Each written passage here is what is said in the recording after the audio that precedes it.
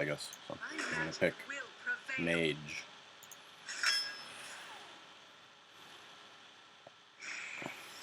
We've got a first pick of pretty bad card.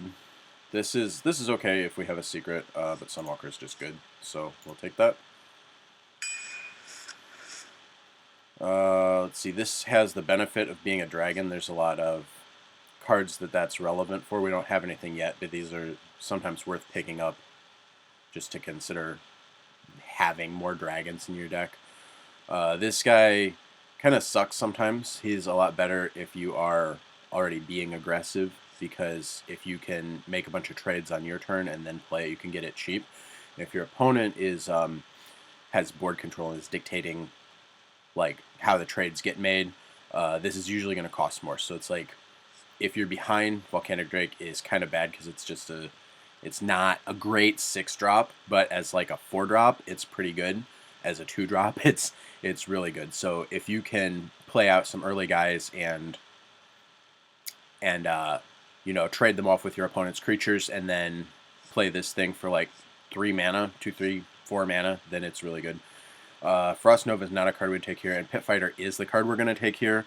It's just a really solid card. It's actually bigger than the Sunwalker for a lower cost, although this guy is obviously a great blocker. So Pit Fighter is just a pretty efficient creature. Volcanic Drake can be, but it's worse when you're behind. It has the dragon thing, but we're going to take this one here. This pick is pretty easy because you usually just take Fireball when you see it. It's just a really powerful card for the cost. Ship's Cannon is fine, but replaceable. Spiteful Smith is also fine, but replaceable. It's like it's 1 less power than Pit Fighter for the same cost. So for this to be a good card, we would need a weapon class. So like this is a good card in Rogue. It's like it's playable in other classes, but you wouldn't really want it. So it's a pretty easy Fireball there. We don't have any secrets yet for Mad Scientist, but this is a card that I played in Constructed a lot. You don't really want as many secrets in Arena, so it's probably not something we want to do. Elven Archer is too small to really matter. A lot of the time, the Battle Cry is nice, but we've got a hero power that does that anyway. So this is more relevant in a class that can't deal 1 damage whenever it wants to. And the 1/1 is just, it's not going to affect the game enough. So we're going to go with this guy. He's like a good medium-sized creature. He can keep us alive if we're behind. We've got some expensive to like medium cards so far. So if we end up being a kind of a slow deck, he'll be good for that. Here we've got Jeweled Scarab, who's good for curving out because you can play this on turn 2 and it ensures you a 3-drop, which is nice. It's good because it smooths out your early turns. And that's really valuable. So even though you're playing, like, it's kind of like hero powering on turn 2 if you play it, because it's, you know, you're spending 2 mana and you're not losing card advantage. You're not going down a card for it. So it's kind of like you're using a paladin power on turn 2, which is generally not a good turn 2 play. But it's like, if you don't have anything else, it's fine. And this has the benefit of ensuring that you have a 3-drop, which is really good. So it's like, if you end up with a hand where you're just not going to curve out, then Jeweled Scarab ensures that you are going to curve out. And a lot of time it's important just to make a play. So it's like, it doesn't always matter what your play is, because you want to drop something, and this lets you do that for second and third turn. Tomb Spider is similar because you don't lose card advantage, so you just you pay 4 mana, you get a 3/3, which is not a great rate, but you don't use up a card for it because the Battle Cry replaces the card in your hand. And generally you're getting a more, maybe not always, but a lot of time if you want one, you can get a more powerful card from the Tomb Spider, because this only gives you a 3-drop, but a lot of times you'll be able to get a card that's more expensive than a 3-drop out of the Tomb Spider. So this is a better like mid to late game card, and it's good for like maintaining like card advantage and keeping your pressure up. So if you have a deck where you're not going to be able to draw very many cards, this is really good because you get a creature out and you get to put a card in your hand, so you get to play another one later. So it just lets you keep up your pressure in the mid to late game. This card is really good early. Raging Worgen is not a card we would take here. It's just like kind of worse. Like it doesn't help us early, and this gives us a 3-drop anyway. So we would probably just want the Jeweled Scarab there to ensure our early game. Mage is the class that you would like want this with because you can shoot it and then I don't know hit for 8. So this guy kind of can be removable, but it's not something we'd really consider here. And since we've already got all our cards so far 4 mana or over, we're not too concerned about the late game right now. So the Jeweled Scarab is going to be more important currently than the Tomb Spider, even though the Tomb Spider is a lot of times going to give us more power than this is. So we'll take the early game card.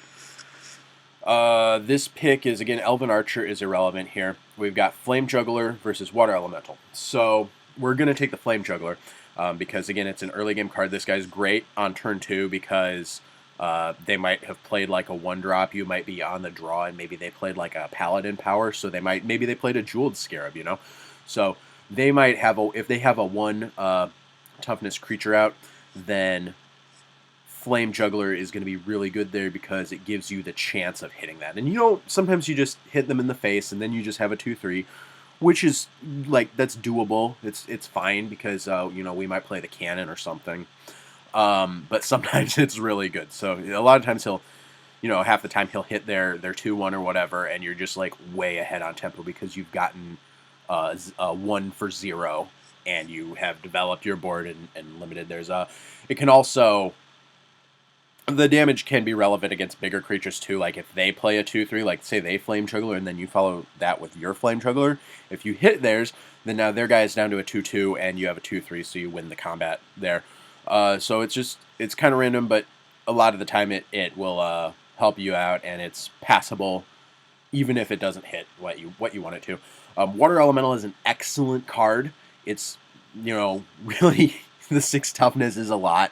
It's good against weapon classes because, like, if they have a True Silver Champion, but you start hitting them with Water Elemental, maybe they never attack with it, and you've just, like, taken out half of their weapon. We already have some 4-drops, which is why we're going to take the early card, and there are a lot of good 4-drops in Hearthstone. Mage has quite a few that it can get. Paladin has quite a few, and, like, there's a lot of good... like colorless, like whatever the ones for every class. So there's a lot of 4-drops you can get. This guy is high on that list, but we want the early game here. Mirror Image is kind of bad here. It doesn't have any power, so we don't really want that. We'd rather have Worgen Infiltrator if we were going to take a 1-mana card, because this guy is going to like almost always get a hit in because of stealth, so you can play it on turn 1, and it's kind of like, you just wait to hit something. It's like an investment. You play it out, and then when you need to hit a thing for 2, you can do that. Thing to note about the stealth is that like effects like Flame Juggler can still hit it, so if an opponent plays Worgen Infiltrator and we play a Flame Juggler, our Flame Juggler might hit it even if it's stealth. So there are things that can remove this, and this is a really good arena card, so a lot of people will have these if they have the opportunity. The other option is Swamp Ooze, which like it's just a fine guy, a 3/2 or a 2/3 is a fine second turn play, and the Battle Cry can sometimes be relevant. With this, I think here it's pretty close, and I think this pick comes down a lot to just individual preference. I like the chance of having a turn 1 play because it's just, you could curve out. Your curve out can be so powerful if you do get one of these. Like, I'd rather have Zombie Chow, but we'll take this guy just for the chance of hitting it on the first turn. So we've got some legendaries. This guy is pretty bad because we probably won't have a dragon and they probably won't have a legendary minion since this is arena. Gazlo is not really the kind of thing we'd want to do. I mean, this is like pretty expensive for a 3/6 body, and we only have this. We won't want to have a lot of 1-mana spells, so this guy's pretty irrelevant here. And I guess that leaves us taking at least Starseeker, which is probably fine. The The newer cards tend to be higher power level also, just because power creep is a thing that happens, and as they make newer cards, they want them to have an impact on the game, so they up the power level. So like Gazlo is an older card, and Elise is a newer card, so she's like we can expect that like she's gonna be a little bit higher power level just because they want the newer cards to be relevant, and they work on like balancing the game too. So it's like they want the new cards to be played, but also they like learn what works and what doesn't, and these guys really don't. So this, I don't know, we get a map to the golden monkey, I guess, and if our games end up going really long, maybe that'll be relevant. But the 3/5 body for 4 is it's smaller than a Yeti, but it's passable, and it's the best of the options we had there. Here we've got a couple 3-drops, which we are lacking right now. We don't have any 3s, but this guy's pretty bad, and this guy's okay, but he's kind of just like a burn spell, because you know 1 toughness means he's going to die to whatever he hits. And we've also got Water Elemental. So our choice here has what we need to consider is it's between these two. And what we need to consider is, do we want the more powerful card when we already have a few 4s in our curve, or do we want the less powerful card that fills out our curve better? And this is also a fast, you could call it a fast card, because it could just, you throw out 3 damage immediately if there's something in play that is causing a problem, then this is can remove it. So this is kind of like a 3-mana removal that fills out our curve. We could play it later and deal with a problem immediately, or we'd have a more resilient threat that this could probably hit a couple times, and the freezing can be relevant, and it's got 6 toughness, so it survives a lot. It'll usually survive the first thing that it hits, so that's why it can hit twice. So we have 2 4-mana creatures already, so I'm going to take the Water Elemental here because I want the power level of the card, and we could fill out our curve later because we have so many picks. If this were very late in the draft, I would go the other way because it's more important to fill out the curve, and if we have fewer picks, we would have less chance to do that. I'm not really considering Deathlord. I just don't like the card very much, because it is a very solid body, but when it gets removed, your opponent gets a creature out of it, so they get a lot of tempo back when they do kill it, and we don't have any healing in Mage for that. Sun Fury Protector is an okay card. You can play it early and just have a blocker. Sorry, you can play it early and have a creature that can trade with one of your opponent's things, or you can play it late and get some blockers out of it, which could be relevant because we have some high toughness cards here that would be like Elise and Refreshment Vendor and Water Elemental would all really like to have Taunt.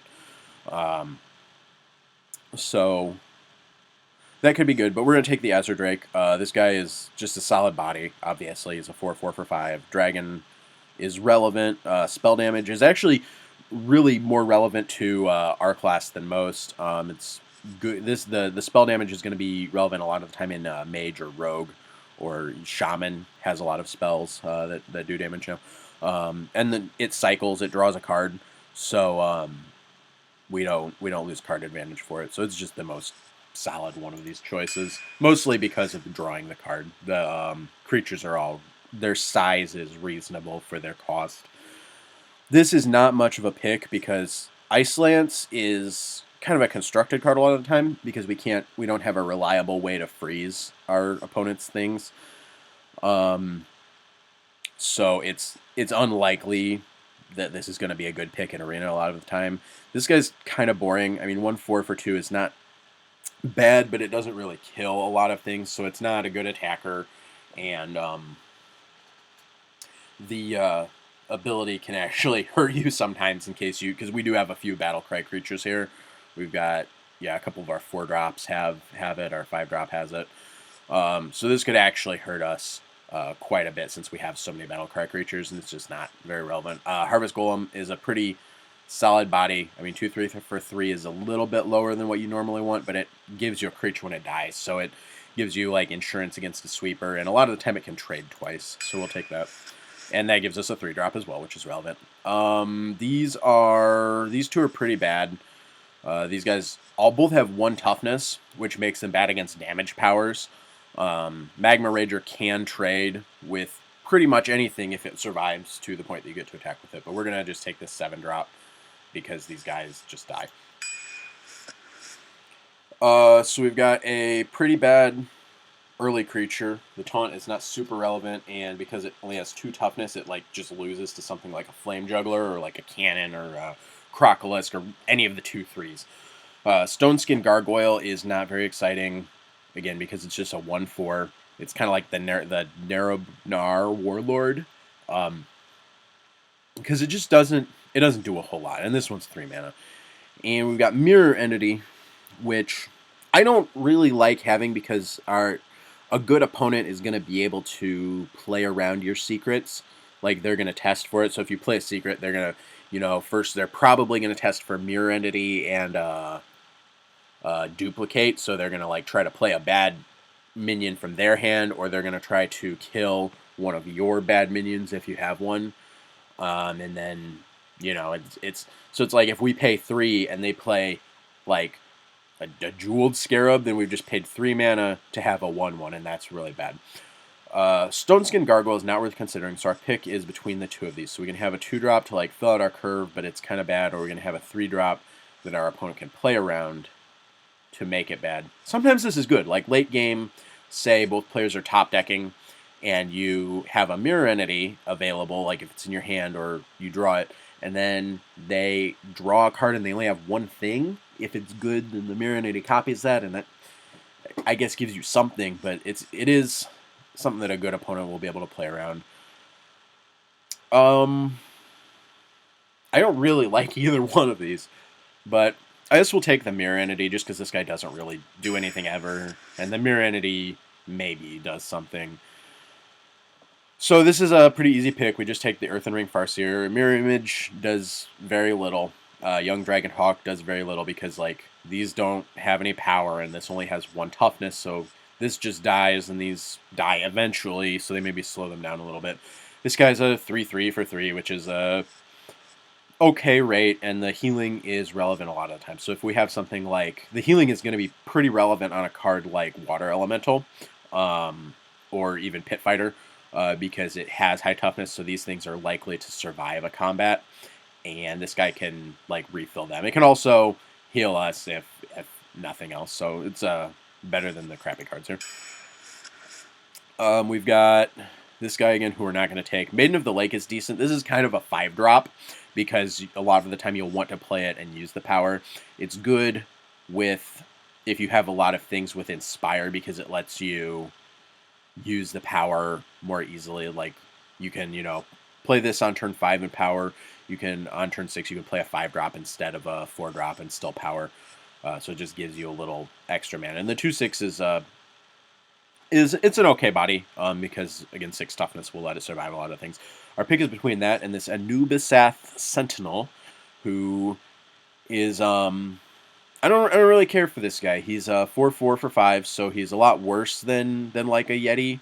And for the Death Rattle to work, you need to have another minion that survives when this dies. And if your opponent is playing smart and is able to, they're going to kill your other minions and then kill this guy last, so the Death Rattle does nothing. So we're going to take Maiden of the Lake here, because this card, again, because our opponent can play around this card, and this one just gives us some solid value just for being out. Here we've got a 3/3 who sometimes he hits for 6. This guy's not great. He's a lot like the one that gets Wind Fury if it takes damage, because you use a power and it gets Wind Fury, and a lot of times it's just going to die that turn, because you're going to, like, hit them in the face, or you're going to and then you're going to hit them in the face and get a little extra damage and then hit a creature. So not great, pretty replaceable. This guy is Gnomish Inventor is fine as a filler card because it cycles, but the 2/4 body is very unexciting. Like, the 2/4 is very unexciting. Compare this to Azure Drake. So for 1 more mana, we get the extra 2 power and the dragon sometimes relevant bonus, and the spell damage sometimes relevant bonus. So that's why we can see this as a really solid card, and this guy's like really not because he's just small. So this will fill out a deck a lot of time, but since we have so many fours and because there are so many good 4-drops available, we're not usually going to want this. So we will just take this burn spell up. 3 damage for 3 is it's fine just because it's removal and it makes one of your draws later better maybe. So here's another mirror entity. I definitely don't want a second one of those in the deck. Like I would take a lot of pretty bad cards at this point over mirror entity just so we can avoid having another one. Kobold Geomancer, not super relevant to our deck so far because we only have 2 spells that do damage. So, like, the spell damage isn't going to matter a lot, and it's a pretty undersized body. So we're going to take Dalaran Aspirant, just because it's the best power level card here. The Inspire is actually pretty relevant a lot of the time because you can get so much extra damage. So it's like where the spell damage on this doesn't really matter. The spell damage on this can matter because like once you get up to like 2 or 3 extra spell damage, then that's worth a whole lot more. And actually, this would be a nice curve out with. I was talking about this making your Inspires better. This would be a nice curve because we can turn 4 this into turn 5 this and power, and then be set up for, we've got a couple not great attackers, but it sets us up well to keep like pumping up the spell damage on this, and then it maybe makes a fireball insane at some point. So we'll take that guy. Here we'll probably take a Frostbolt. Our options are Frostbolt or Argent Horse Rider. Bloodsail Raider is a solid filler card. Again, the 2/3 for 2 is fine, but not exciting. These are both fast cards. They can both put out damage quickly. This one has the benefit of maybe doing extra damage after the initial hit. This one has the benefit of sometimes freezing is relevant. If there's a large creature that's a problem, it gets a bonus from spell damage from this guy. And it's 1 mana less, and it does one damage more. So this we need to decide if we want something that is going to be immediately better or has the potential to be better over a couple of turns. And we can consider the cost too. Let's see. I think I want the Frostbolt here because of the spell damage cards that we've got, and because we might need to Frostbolt something on turn 2 if we don't end up filling our early curve out very well. Speaking of filling out our early curve, Flame Cannon's probably going to be our pick here. We don't really want to do Murloc stuff.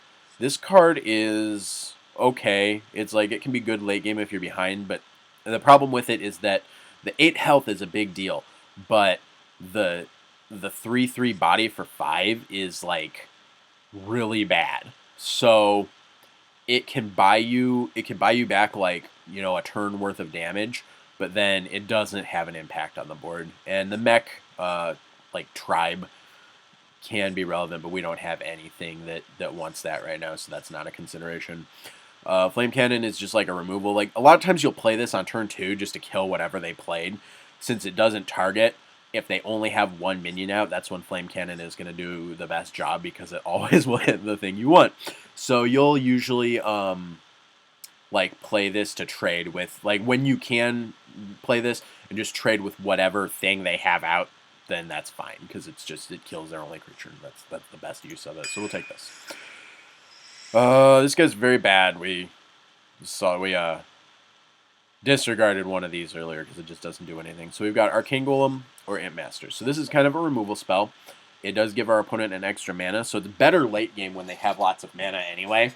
Then the drawback isn't that much of a problem. But also, late game, the 3-drop is going to be pretty irrelevant. So it's like the card gets worse when its drawback gets like better for you.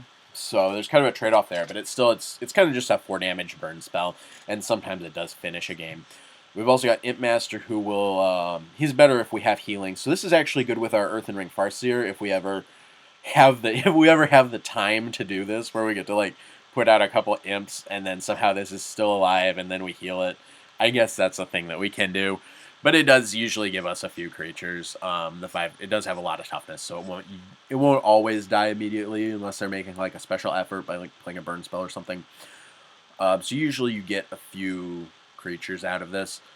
So it's like we want to run this out early. We want to generally save this until it's late or until there's a problem because we don't want to give our opponent the extra mana crystal in the early game. I'm gonna take the Imp Master just because it will help us solidify our board. Even though this can help like bring us back from a bad position, but I would rather be like more proactive in trying to establish our board early. So we're gonna take this one.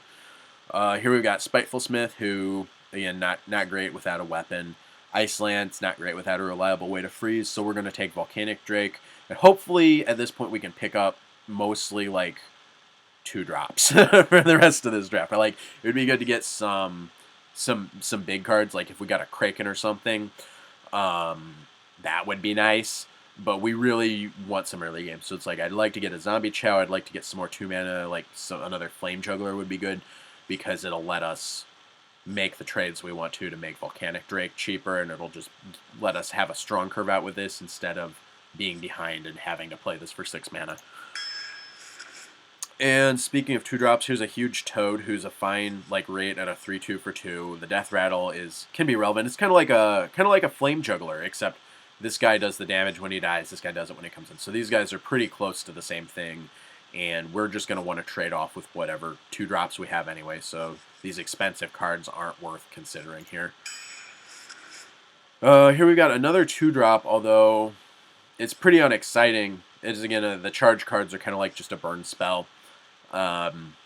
We can play it on turn 2, but it's not going to trade with a 2/3. So it's like it's good against. It's funny because this would be good. It'd be a great card to play if our opponent has a huge Toad, because then we can kill this and their Death Rattle, like it'll only hit our face, which is putting us at 29 is irrelevant. But it's very bad against a card like Flame Juggler because you can't kill it with that. Although we do have the hero power that can finish it off, but then that's slow because then we're on turn 3 like hero powering, which sucks. This card is kind of stupid. It's like 5/4 for 6 is a bad rate, and the battle cry is irrelevant. This guy's okay, actually, and we might want the 5 drop here because we have a lot of 4s, but then our curve at 5 and above doesn't have that much in it. Although we do have Maiden of the Lake, who's like kind of a 5 drop. None of these other things really have a. I guess we can play this as a 5 drop because it you can play the Scarab and the card you discover. I actually am gonna take I do like the Fen Creeper, but maybe we do need the Bluegill Warrior. I think we're actually gonna take the Bluegill Warrior just to have a removal spell. Although it would be nice to have a good card that's like at 5 or above, and this guy's okay, but he's not great. Like I think Sen'jin Shieldmaster is probably better than this just because it costs less most of the time. So we'll take the fast card here. Here we've got Flame Lance, which pretty much kills whatever we need to. We've got Venture Mercenary, who's a very big guy for the cost, and we've got Ship's Cannon. So it would be good to have the 2 mana card, although I'd like to have something more exciting than a Ship's Cannon. We've got Flame Cannon we can play on turn 2. Flame Juggler, Huge Toad, and Jeweled Scarab. So we've got like 4 cards that we're really pretty okay with playing on turn 2, and Bluegill Warrior sometimes we'd be happy with turn 2. Frostbolt we really don't want to, but we can. I would like to have the Venture Mercenary. I don't think the Flame Lance is worth considering here because like we've already got a Fireball and we've got a lot of creatures that we can just attack with. So the Venture Mercenary would be nice because it gets some big hits in, but we probably need to fill out these 2 drops more. So we'll go with the 2/3. The ability on this is pretty irrelevant most of the time, but the size is right for us. These guys are both pretty bad. We looked at both of those earlier, and we know that we don't really want to play either of these cards. So we'll take the Tomb Spider just because it gives us some late game value. This also can if you play. Oh shit! Well, I guess we have a Kobold Geomancer. That was a misclick, and that was my fault. We should have taken the Tomb Spider there. But we have this guy instead.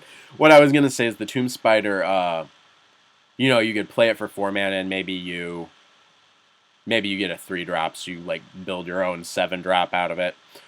But we can't go back from here, so that's too bad. These are all great cards. I would love to, like, if we could just end the draft and just have these three, that would be best.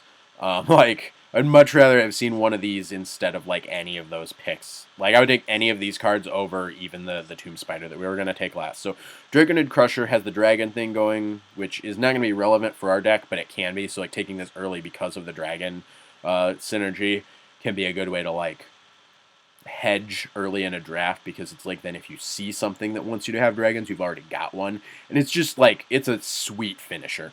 Um, just because it like 9/9 for 6 is huge. Like it's so hard to keep up with if you play this and get the battle cry bonus, and it's pretty easy to put them at 15 or less if you're pretty aggressive throughout the game.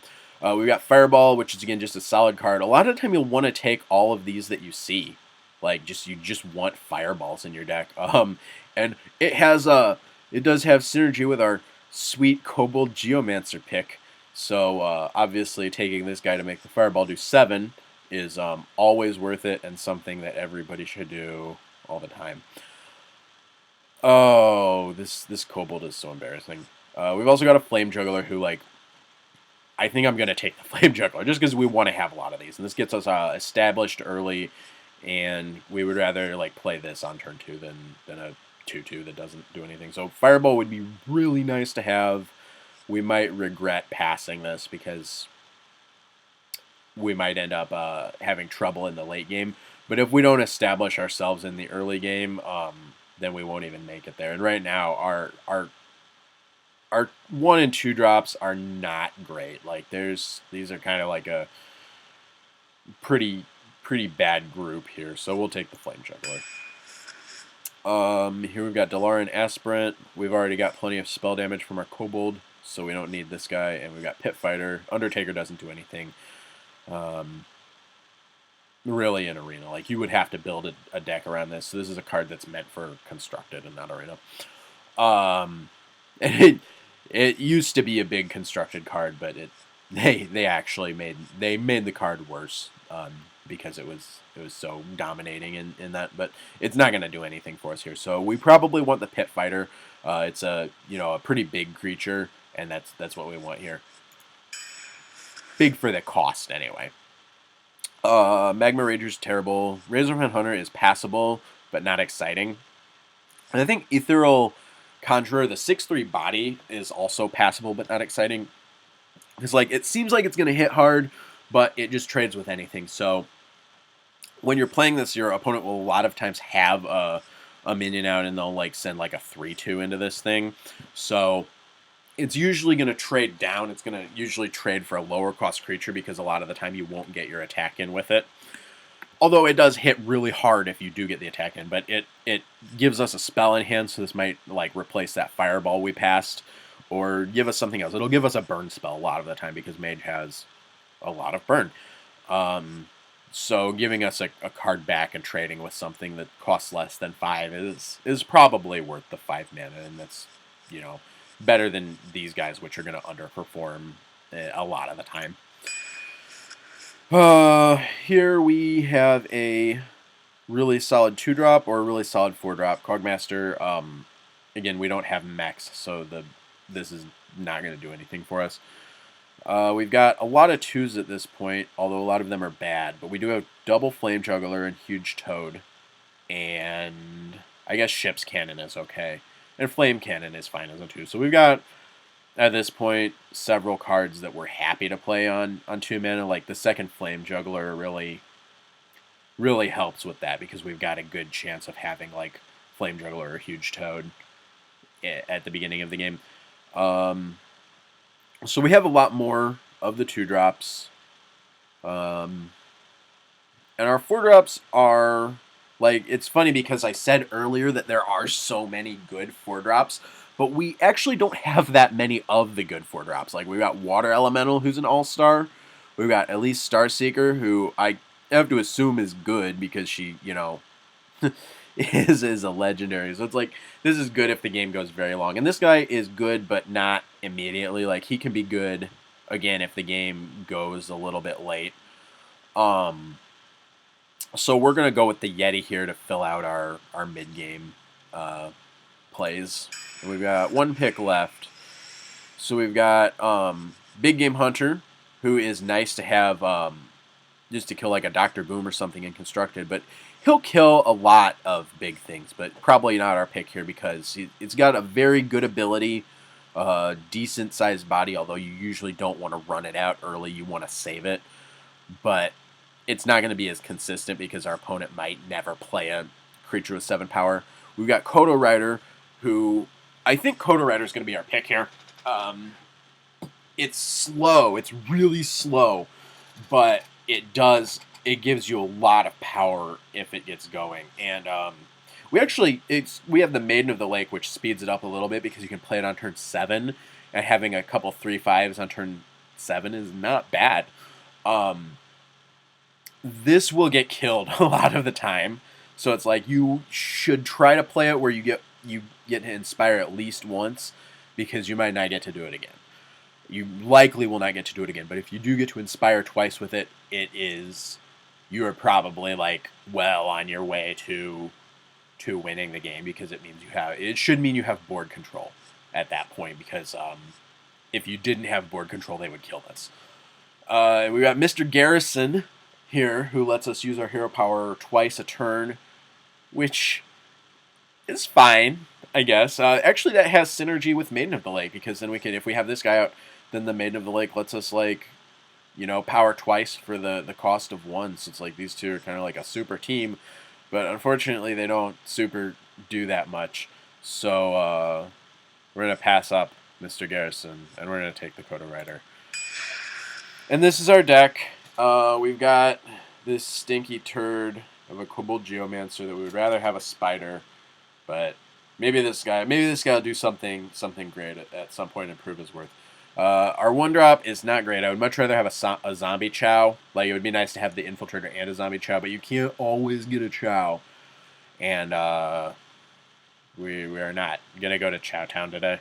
Flame Cannon's fine. It just kills whatever. We've got some solid early plays. We've got some solid removal. We had a lot of kind of underperforming cards, but other than the Kobold, we don't have anything that's just complete crap. Like the Kobold and the Mirror Entity and Imp Master are probably the worst cards in our deck. Refreshment Vendor, I don't know. He might not do that much for us, but if the game's not going well, he can give us a little bit of life back. So, yeah, Kobold and Mirror Entity and Imp Master are probably the cards that we would most like to get rid of. And Volcanic Drake. It's kind of a turd too. He just has the potential to suck if we have to play him for full cost. So, not a great deck, but not completely bad. Like I think it's pretty average, but a lot of people are going to be playing like sub-average decks, so I guess that's good. Which I guess means that if if the majority of people are playing sub-average decks, then I guess those are not actually sub-average. I guess those are average. Anyway, deck is probably fine, and we'll see how these games go. And hopefully this all got recorded. Otherwise, I talked about all this for nothing. So I will hopefully be back with the game here in a minute.